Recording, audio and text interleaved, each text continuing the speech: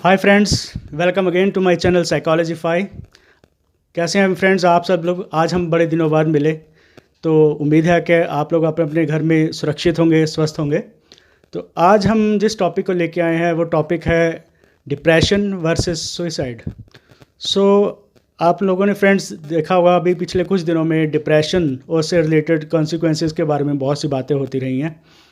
तो बेसिकली हम लोग यही समझेंगे आज कि डिप्रेशन क्या होता है और सुइसाइड कोई क्यों करता है, इसके पीछे रीज़न क्या है, क्या डिप्रेशन से इसका कोई कनेक्शन है, इसके बारे में हम लोग बात करेंगे और क्लियर करेंगे कि इसमें आपस में एक इंटरकनेक्शन क्या है। सबसे पहले हम बात करते हैं डिप्रेशन की। तो फ्रेंड्स ऐसा है कि डिप्रेशन जो है वो एंग्जाइटी और टेंशन से बाद की स्टेज है। तो साइकोलॉजी में जैसे हम लोग चलती फिरती भाषा में बोल देते हैं कि यार बंदे को टेंशन हो गई, एंग्जाइटी हो गई, तो वो एक अलग चीज़ है। जर्नलाइज्ड एंग्जाइटी डिसऑर्डर्स होता है, जिसके बारे में हम फिर किसी दिन किसी और वीडियो में बात करेंगे। आज हम अभी बात करेंगे डिप्रेशन की, कि डिप्रेशन होता क्या है ना। तो सभी लोग आजकल बात करते हैं यार उसको डिप्रेशन हो गया, उसको डिप्रेशन हो गया, डिप्रेशन में उसने ये कर लिया, वो कर लिया। तो बेसिकली डिप्रेशन क्या होता है कि ये मूड में एक बहुत ज़बरदस्त चेंज होता है। जो ह्यूमन बिहेवियर है उसमें बड़ा ज़बरदस्त चेंज होता है। तो क्या होता है कि एक पर्सन अपनी लाइफ में जो रूटीन में जो जो कुछ करता है, जैसे वो खेलता कूदता है, बातें करता है, म्यूज़िक सुनता है, तो अचानक क्या होता है कि उसकी जो नेचर है उसमें ये बदलाव आता है कि वो ये एक फीलिंग ऑफ सैडनेस आ जाती है। वो फीलिंग ऑफ सैडनेस जो आ जाती है ना, तो वो एक तो होता है कि शॉर्ट टर्म के लिए, मतलब बंदा सुबह को उदास हुआ या कोई प्रॉब्लम हो गई उसको सिचुएशनल, तो वो दोपहर को ठीक हो गया या शाम को ठीक हो गया या फिर अगले दिन ठीक हो गया, तो वो चल जाता है, वो डिप्रेशन नहीं है, ठीक है, वो एक सिम्टोमेटिक प्रॉब्लम होती है। तो अगर कोई ये फीलिंग ऑफ सैडनेस लंबी देर तक चल जाए, यानी कि 1 दिन, 2 दिन, 3 दिन, हफ्ता, 10 दिन, महीने, मतलब कि बंदे का जो है वो उदास है, फीलिंग ऑफ सैडनेस है, उसमें एक है लॉस ऑफ इंटरेस्ट, उसका जो फिज़िकल एक्टिविटीज़ हैं या और एक्टिविटीज़ हैं उसके लाइफ की, उसमें से उसका इंटरेस्ट ख़त्म हो जाता है। तो अब कई चीज़ें इसके साथ जुड़ जाती हैं। देखो, फीलिंग ऑफ सैडनेस जुड़ गई और लॉस ऑफ इंटरेस्ट जुड़ गया, तो उस बंदे को जो जो चीज़ें पसंद हैं लाइफ में उनमें उसका इंटरेस्ट ख़त्म हो जाता है। वो चुप चुप रहने लग जाता है, गुमसुम सा रहने लग जाता है, लोगों से खुल के बात नहीं करता है, अपनी फैमिली से खुल के बात नहीं करता, अपने फ्रेंड्स के साथ कुछ शेयर नहीं करता है।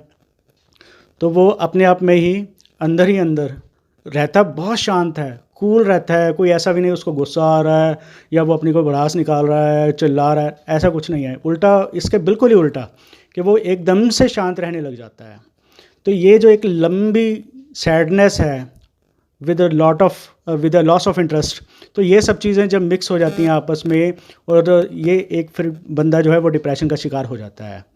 तो ये डिप्रेशन जो है ये इतनी ख़तरनाक स्टेज है कि इसके जो परिणाम है वो कुछ भी निकल सकते हैं, है ना। ये महीने से लेकर, हफ्ते से लेकर महीनों महीनों तक बंदे को यह लगातार रहता है। और अब अगर हम बात करें इसकी रेमेडीज़ के बारे में, तो देखो इसकी 2-3 तरह की रेमेडीज़ हैं, 2-3 तरह के इसके इलाज हैं। सबसे पहले तो ये है कि जो इसका विक्टिम है, जिसको डिप्रेशन है, उसको किसी अच्छे साइकियाट्रिस्ट के पास दिखाया जाए। तो वो क्या करते हैं, वो बिहेवियरल थेरेपीज़ होती हैं और काउंसलिंग सेशंस होते हैं, तो उसके ज़रिए भी डिप्रेशन को दूर करने की कोशिश करते हैं। और कुछ स्पेसिफिक मेडिसिन्स होती हैं तो जो कि डिप्रेशन के लिए बहुत यूज़फुल होती हैं, उसको ठीक करने के लिए। मगर ये जो एंटी डिप्रेसेंट मेडिसिन्स होती हैं, ये अपने आप ही नहीं ले लेनी चाहिए कि किसी से पता चल गया यार उसको डिप्रेशन है, वो ये मेडिसिन खा रहा है तो मैं भी खा लूँ।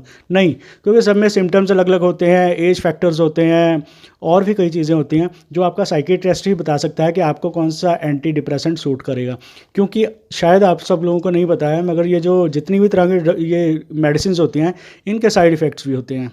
तो कई बार ऐसा होता है कि एंटी डिप्रेसेंट्स ही कई बार अपने अंदर जो है वो जो एक ऐसी फीलिंग पैदा कर देते हैं कि बंदे को सुसाइडल थॉट्स आने शुरू हो जाते हैं। तो ऐसा भी हो जाता है, इसका मतलब मेडिसिन का ही उल्टा इफेक्ट हो जाता है। इसलिए किसी अच्छे साइकियाट्रिस्ट की सलाह लेके डिप्रेशन का इलाज करवाना बहुत ज़रूरी है। अच्छा, उसके अलावा साइकियाट्रिस्ट के अलावा भी इसमें जो हम लोग क्या कर सकते हैं, एक एंटी डिप्रेशन के शिकार बंदे के लिए हम क्या कर सकते हैं, हम खुद भी उसके लिए ना एक बहुत अच्छा एंटी डिप्रेसेंट साबित हो सकते हैं। वो कैसे कि आइडेंटिफाई करें कि बंदे को डिप्रेशन है। बहुत ईजी है उसको आइडेंटिफाई करना। कारण जैसे मैंने आपको बताया कि बंदा अपने बिहेवियर से बिल्कुल डिफरेंट हट के अपना वो बिहेव करता है, जो जैसे वो लॉस ऑफ इंटरेस्ट मैंने आपको बताया, वो सैड रहने लग जाता है, किसी चीज़ में इंटरेस्ट नहीं लेता, जो फेवरेट सॉन्ग्स हैं उसको देखना बंद कर देता है, सुनना बंद कर देता है ना, जो फेवरेट मूवीज़ हैं उसको देखना बंद कर देता है। तो थोड़ा सा अगर ध्यान दिया जाए तो हमें ये चीज़ पता चल जाती है कि बंदा डिप्रेशन का शिकार है या कुछ तो गड़बड़ है। तो फिर क्या है कि हम क्या करना है, उसको अपने बातों में लगा के रखना है, पता करना है कि वाकई कोई प्रॉब्लम वाली बात तो नहीं है, उसके साथ प्यार से डील करना है, उसको उसके फेवरेट जगह पे लेके जाना है, फेवरेट मूवी दिखाने लेके जाना है, या उसको जो जो पसंद है उस चीज़ों में एक्टिविटीज़ को फिर से उनमें इन्वॉल्व करने की कोशिश की जानी चाहिए। तो धीरे धीरे उसके साथ ऐसा मिक्सअप होना चाहिए कि वो आपसे वो खुल के बात शेयर करे कि वो किस वजह से परेशान है, किस कोई ऐसी वजह है जिसकी वजह से वो डिप्रेशन का शिकार हुआ। देखिए बहुत सी वजह हो सकती हैं, आज की डेट में तो इतनी वजह है डिप्रेशन का शिकार होने के लिए। अब जैसे आप जानते हैं लॉकडाउन का पीरियड चल रहा है, तो इसमें फाइनेंशियल क्राइसिस बहुत आ जाते हैं, और भी कई क्राइसिस आ जाते हैं, जैसे कि जो लोगों का जॉब लॉस हो जाता है, ठीक है, और कई प्रॉब्लम्स आ जाती हैं, बंदा घर में रह रह के भी इतना ज़्यादा बोर हो जाता है कि फीलिंग ऑफ सैडनेस आ ही जाती है। तो डिप्रेशन की बहुत सी वजह हैं। अच्छा, डिप्रेशन फाइनेंशियल क्राइसिस में इतना ज़बरदस्त आ जाता है कि बंदे को कभी कभी ऐसा लगने लग जाता है, ये एक लास्ट स्टेज क्या आ जाती है डिप्रेशन में, कि उसको अपनी ज़िंदगी में इंटरेस्ट कम हो जाता है। हम वहीं पे आ रहे हैं, इसका रिज़ल्ट क्या आता है आगे। यानी कि अगर तो आपने देखिए उसको साइकेट्रिस्ट से काउंसलिंग करवा दी, मेडिसिन दिलवा दी, तो उसके चांसेस हैं कि वो रिकवर कर जाएगा, है ना। आप उसके साथ बांट रहे हो, शेयर कर रहे हो सारी चीज़ें, बातें वगैरह, वो तो उससे भी बहुत से चांसेस हैं कि वो बंदा डिप्रेशन से रिकवर हो जाएगा। अब जो मैं आपको बताना चाहता हूँ वो स्टेज कि जहाँ पे वो बंदा रिकवर नहीं हो पाया, तो इसका जो सबसे ख़तरनाक पहलू क्या है कि उसके अंदर जब सुसाइडल थॉट्स आने शुरू हो जाते हैं। ये क्या चीज़ है, ये मैं आपको बताता हूँ। क्या होता है कि डिप्रेशन की बंदा उस हद तक पहुँच जाता है जहाँ पे उसको ना जो मौत है वो ज़िंदगी से ज़्यादा आसान लगने शुरू हो जाती है। वहाँ पे उसके मन में ख्याल आने शुरू हो जाते हैं सुसाइड के, कि उसको लगने लग जाता है कि यार इससे तो ये सुसाइड कर लें, मौत ही ठीक है यार, मतलब ज़िंदगी तो बड़ी कठिन हो गई है, ये जिया नहीं जा सकता ऐसे। तो इसमें भी कुछ चीज़ें हैं, कुछ डिफरेंसेस हैं कि होता क्या है, जब बंदा ये स्टेजेस पार कर जाता है फिर उसके लिए कोई चीज़ मायने नहीं रखती है कि उसके रिलेटिव्स कौन है, फ्रेंड्स कौन है, और उसके फैमिली मेम्बर्स कौन है, उसके मरने के बाद क्या होगा, कौन कौन लोग उसका परिणाम भुगतेंगे, कुछ भी नहीं मन में आता है, ना वो बंदा सोचता है। तो आगे अब सुसाइड भी करीबन दो तरह का आप ले लीजिए इसको डिप्रेशन की वजह से। क्या होगा, एक प्री प्लान्ड होगा और एक इंस्टेंट होगा। जो प्री प्लान्ड सुसाइडल केसेस होते हैं उनमें क्या होता है कि बंदे ने पहले से तय कर रखा होता है कि यार लाइफ तो अपनी फिनिश है, अब और लाइफ में कोई चेंज आने की, कोई सुधार आने की गुंजाइश नहीं है। तो वो कुछ ना कुछ प्लान कर लेगा, कोई जहर लाने की सोचेगा कि यार आज शाम को मैंने अपना कांड कर लेना है, मैंने कल को मर जाना है, या मैंने परसों को मर जाना है। या वो सोचता है कि यार चलो बाइक उठाया और अपना नदी पे चलें, वहाँ पे छलांग मारें। तो कई चीज़ें वो फिर प्री प्लान कर लेता है, जिसको वो रखता है कि हाँ मैंने ये चीज़ कर लेनी है। तो जो प्री प्लान्ड होते हैं उसमें ना फिर भी बंदे के बचने के चांसेस रहते हैं, क्योंकि क्या होता है कि जब कोई सुसाइडल अटैम्प्ट के लिए बंदे के माइंड में ऐसे विचार आते हैं ना, तो वो कई बार वो होते हैं सिचुएशनल होते हैं। सिचुएशनल कैसे, उसका दिमाग एकदम से अपसेट हो गया, ठीक है, उसने सोच लिया यार मैंने आज शाम को सुसाइड कर लेना है क्योंकि मुझे तो फाइनेंशियल लॉस हो गए हैं, मैं रिकवर कर नहीं पाऊँगा। अब वो बंदा जहर ले ले, बाज़ार जाएगा या उसका इंतज़ाम करेगा, मे बी शाम तक कोई ना कोई उसको ऐसी न्यूज़ मिल जाए कि यार तुम्हारा जो फाइनेंशियल लॉस था उसमें तुम्हारी कोई हेल्प करने को राज़ी है और तुम इस चीज़ से निकल जाओगे। तो हाँ, वहाँ पे उसके दिमाग को झटका लगेगा, हो सकता है वो संभल जाए। तो वो कहेगा यार इस रिज़ल्ट तो निकल रहा है कोई ना कोई, तो अब तो मरने का फ़ायदा कोई नहीं है। ऐसा भी हो जाता है। कई बार ऐसा भी हो जाता है कि बंदे ने अपने बाइक उठाई कि चल यार आज तो मैंने नदी में छलांग मारनी है। वो जा रहा है तो इन बिटवीन जो उसका टाइम गैप आ गया, उसका 15 मिनट, आधा घंटा, घंटा जो उसको वहाँ पहुँचने में लगा, इस दौरान अगर उसके दिमाग में कोई चीज़ स्ट्राइक करी या कुछ ना कुछ उसका माइंड डाइवर्ट हो गया या कोई आगे जाके कोई इसको कोई ऑब्स्टिकल आ गया, बहुत से चांसेस रहते हैं कि बंदा उसमें भी बच जाता है। कई बार वो नहीं कर पाता है सुसाइडल तक, इस सिचुएशन तक नहीं पहुंच पाता है। तो इसमें फिर भी चांसेस रहते हैं कि बंदा बच जाए या कैसे कैसे नहीं है। तो मगर एक कुछ चीज़ें होती हैं जो इंस्टेंट होती हैं कि बंदे के बैठे बैठे एकदम से ख्याल आया कि यार अब ज़िंदगी में अब कोई रस नहीं है, तो उसने फंदा बनाया, पंखे पे लटकाया और उसके बाद कोशिश करता है कि यार चलो या तो लटके जाते हैं। उसमें थोड़ी सी प्रॉब्लम्स ये आ जाती हैं कि कई बार वो टाइम ऐसा होता है कि आसपास कोई होता नहीं है मदद के लिए, तो कोई रोकने वाला नहीं होता है, बंदा अपने कुंडा वंडा बंद कर लेता है, ठीक है, कोशिश करने के लिए, उसमें चांसेस थोड़े से कम हो जाते हैं बंदे के बचने के। तो ये थोड़ी सी प्रॉब्लम वाली बात हो जाती है कि उसको कैसे करा जाए, कैसे रुके वो। मगर क्या आप जानते हैं कि सुसाइड करना क्या इतना आसान है? नहीं, ये बहुत मुश्किल है। सबसे मुश्किल है अपनी खुद की जान लेना।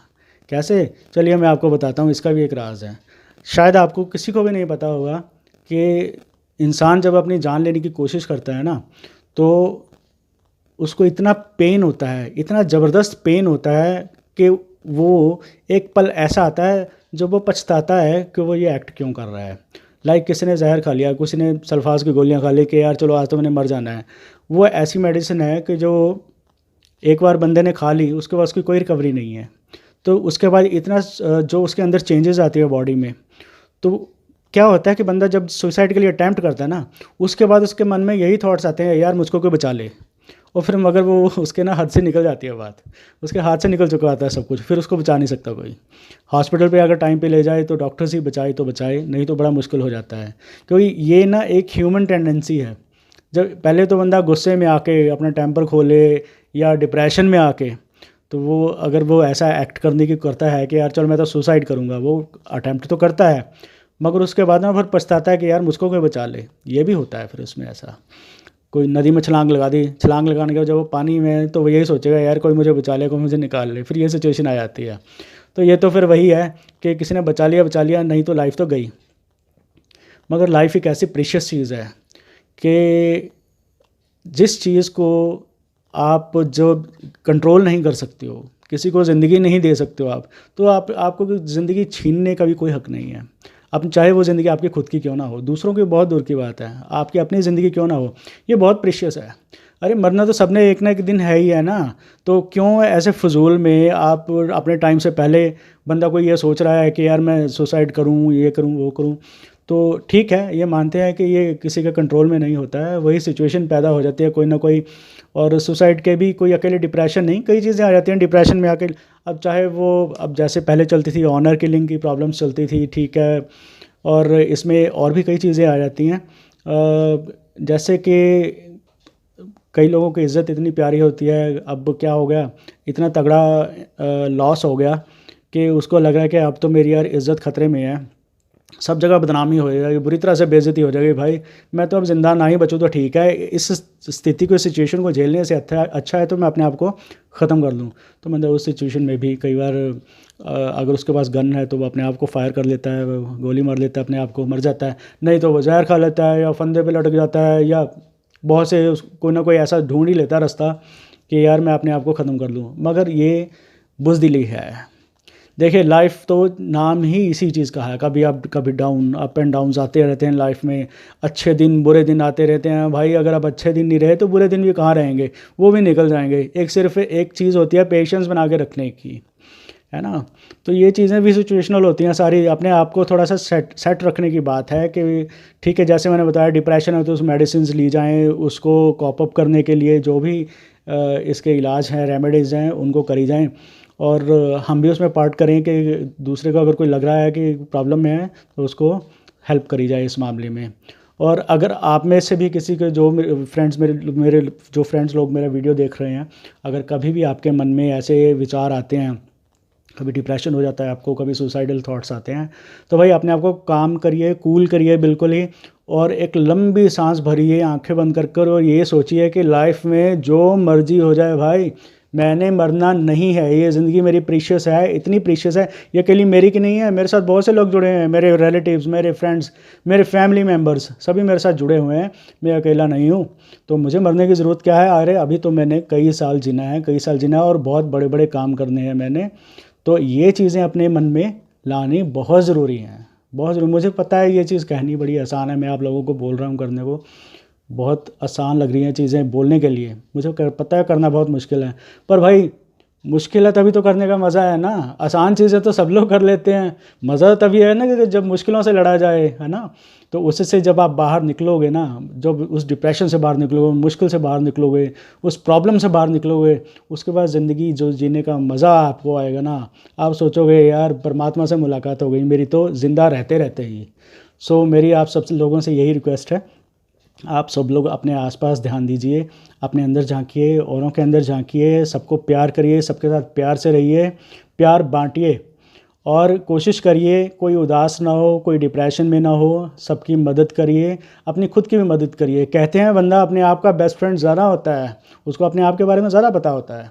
तो अगर आपको भी कोई प्रॉब्लम है, आप मेरे साथ भी शेयर कर सकते हैं, कमेंट बॉक्स में डाल सकते हैं या डायरेक्टली भी आप बात कर सकते हैं। तो मैं आप हर कदम पे हेल्प करने के लिए हमेशा तैयार बैठा हूँ यहाँ पे, चाहे वो किसी सिचुएशन में हो, कोई भी। अरे यार, हर एक प्रॉब्लम का कोई ना कोई सल्यूशन होता है, सिर्फ फ़र्क होता है ये कि हम उस सल्यूशन तक पहुँचते कब तक हैं। ठीक है, तो अभी के लिए बस इतना ही। तो जल्दी ही किसी नए टॉपिक के साथ हम फिर से एक बार आपस में मिलेंगे, रूबरू होंगे, एक दूसरे के सामने आएंगे और फिर से कोई ना कोई मज़ेदार बात करेंगे, कोई नई राह निकालेंगे, ज़िंदगी की नई राह निकालेंगे। तब तक के लिए बाय।